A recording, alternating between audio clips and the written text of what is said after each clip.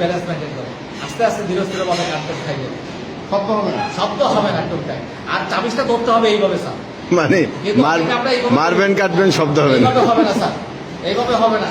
এই যে চাবিজটা এইভাবে হবে, এটা কিন্তু যেহেতু আমরা অফিসার স্যার আমাদের এগুলো একটু চেষ্টা করে শিখতে হবে। হ্যাঁ, আর স্যার আমরা ওই যে ডাইনিং এ দুটো শব্দ ব্যবহার করবো অফিসার্স ডাইনিং এ, লেডিস আর ladies not discuss officers match, এটা একেবারে নিষিদ্ধ। এটা স্যার আমরা মাথায় রাখবো, কোনো পলিটিক্স নিয়ে কথা বলবো না আর কোনো লেডিস নিয়ে ডিসকাস করবো। এটা অফিসার্স ম্যাচে আমরা সম্পূর্ণ সামরিক বাহিনীতে এটা নিষিদ্ধ, আমরা এটা করবো না। আর সিনিয়র যখন খাওয়া স্টার্ট করবো আমরা খাওয়া স্টার্ট করবো ফরমালি। সিনিয়র যখন ক্লোজ করবে আমি এক টুকরা ভাত খেয়েছি আমাকে ক্লোজ করে দিতে হবে, তারপর আমরা খাবো না। আর সবাই চেষ্টা করে ছোট পিসটা নেওয়ার জন্য, আপনার জন্য একটা পিস, একটা আলু বরাদ্দ, একটা মাংস বরাদ্দ। আমি যাতে বড় রান্না নেই, সবাই ছোট রান্না, এটা কিন্তু মাথায় রাখবে। আচ্ছা, তারপরে এই খাবারটা আমরা যখন খাবো মুখটা খুলে খাবো না, এমন করে খাবো না, শব্দ হবে না। মুখ বন্ধ করে। আমরা যা খাওয়ার সব শব্দ করবো না, কোনো খাওয়াতে কোনো শব্দ হবে না, একেবারে সাউন্ড স্লিপ। আর আমরা চেয়ারে যখন ডাইনিং এসে বসবো, চেয়ারে সবসময় চেয়ারে বসার সময় ডান দিকে ঘুরে বসবো, বাম দিকে বাইরে হয়ে যাবে।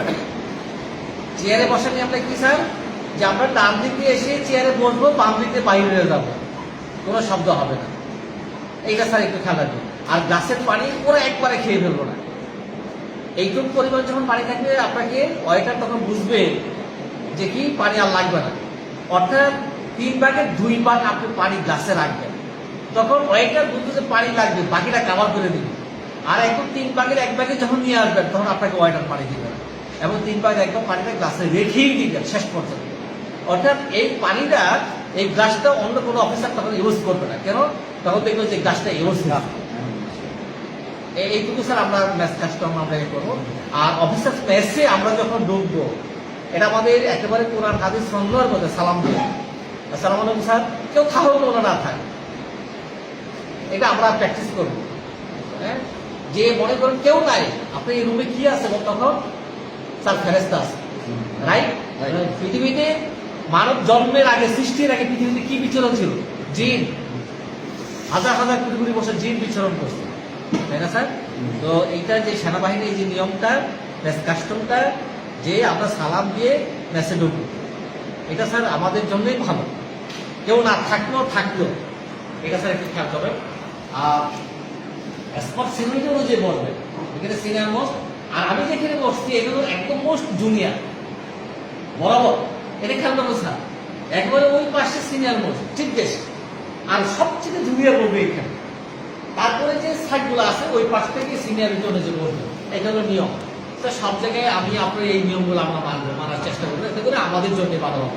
আমাদেরকে স্যার তখন কেউ আন্ডার এস্টিমেট করবে না স্যার, এটা হলো আমার সবচেয়ে বড়।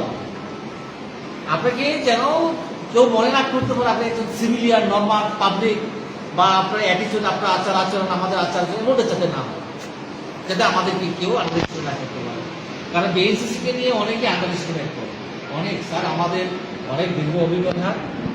বিএনসিসিকে স্যার অনেক সারা জীবন লড়াই করছি। আমাকে অফিসার দেখলে বলতো যে পাগলা অফিসার, স্যার জ্বালামি বক্তব্য দিয়ে না, এই কথাগুলো বলতো, কষ্ট পাইলো, এবং রাগ করে অনেক কনফারেন্সে কথা বলি নাই, অনেকবার বলছে স্যার কথা বলি নাই শেষ পর্যন্ত। হ্যাঁ, কারণ এখনো স্যার ভিতরে স্যার 16 বছর হয়েছে। আরেকটা এই বিষয় না, 16 সালে আমাদের একটা পাস হয়েছে, তাই না? কিন্তু আজকে মতো বিধি কেন মাত্র 3 দিন লাগার কথা হয়। আমরা বরাবর আমরা বিভিন্ন কনফারেন্সে বলছি একটা কথা স্যার এখানে, যে কি তত্ত্ব বর্ণ সকলের স্বাক্ষর যেন থাকে, যে 16 সালে একটা পাশ হয়ে একটা বাহিনী হয়ে গেছে, সেনানৌ, বিমান, পুলিশ বাহিনী, আনসার বাহিনী, যেমন বাহিনী ঠিক সেম বাহিনী।